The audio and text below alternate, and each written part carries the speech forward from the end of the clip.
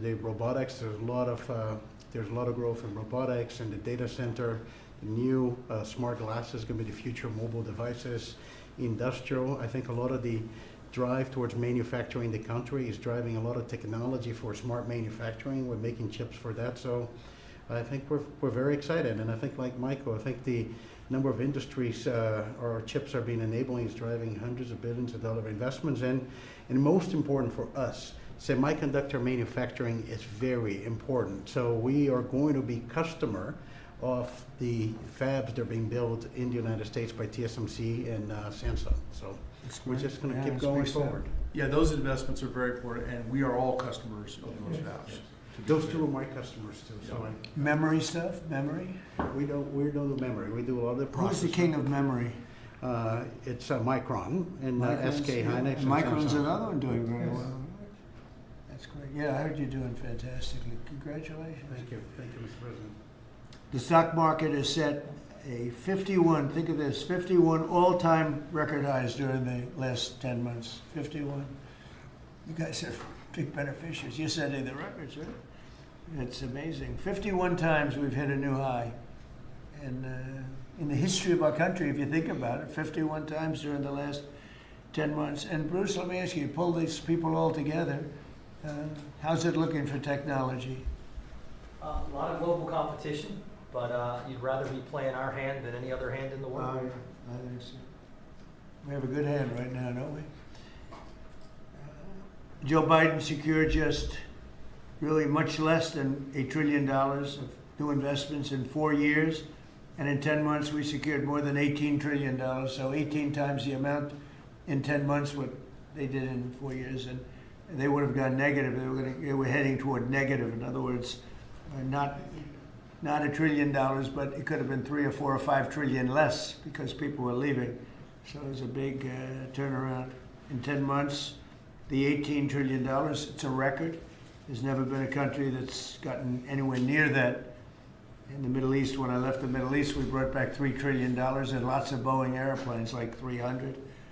And Boeing gave me the award for the greatest salesman in the history of Boeing, which was a nice little award. I have a little plaque. The greatest, I think I've sold 1,000 Boeing planes. Can you believe it? Now all they have to do is make them. Okay, they got to make them, but they will.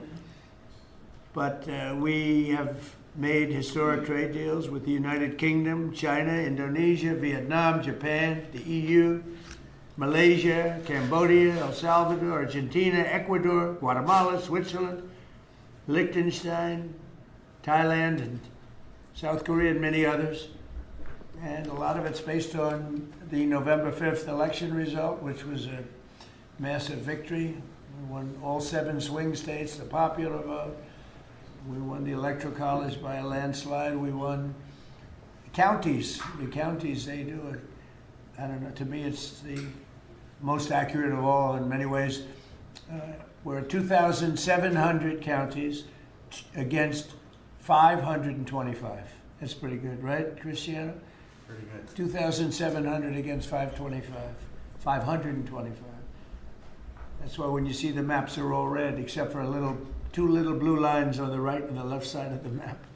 They're probably changing too. Americans are great builders, and in the Trump administration, America is once again a country where innovators get a green light. You have the greatest innovators in the world at this table, and representing a lot of their friends who are competitors and friends. But we're really on a big move to get rid of red tape so they can run their businesses and not have to wait 10 years for an approval. In the old days, getting some of these approvals for plants that are already being built would have taken 10, 15, even 20 years prior to rejection. You'd get rejected. You'd work 20 years and then you'd lose 5 to 4. And we're getting plants approved in a matter of weeks. The biggest plants ever built in a matter of weeks. For every new regulation, we're slashing more than 10 old regulations. So we're not allowing regulations unless they slash 10 old regulations. We did that in the first term, and we cut more regulation than any administration ever. In our first term, we have the all-time record. I think we're exceeding it here. In fact, now it's 1 in 24 is the number we're at